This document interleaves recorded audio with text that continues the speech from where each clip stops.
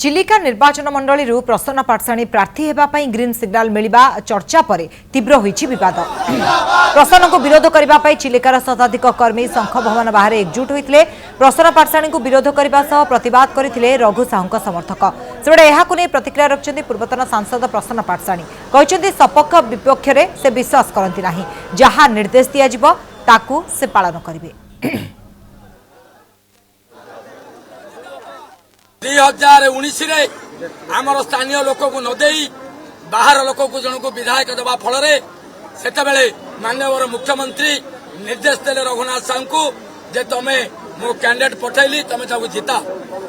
माननीय मुख्यमंत्री को नवीन पट्टनायक सम्मान रक्षा करने विजु जनता दल सम्मान रक्षा करने माननीय पूर्वतन विधायक रघुनाथ साहू 11,000 अर्ध भोट रे प्रशांत कुमार जगदेव को जिते।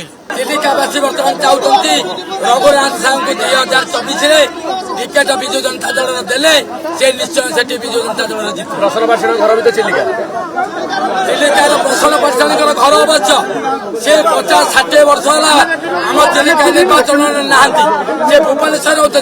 सपक्ष और विपक्ष विरुद्ध में कहूना विरोध करे मुझे विरोध कर प्रश्न करूनी। जहाँ आमको नेता निर्देश देले दल जड़े सक्रिय सदस्य भाव में दलर काम कर सी जहाँ निर्देश दे निष्ठार सहित मोर गाँव को देखते मोर आनंदित।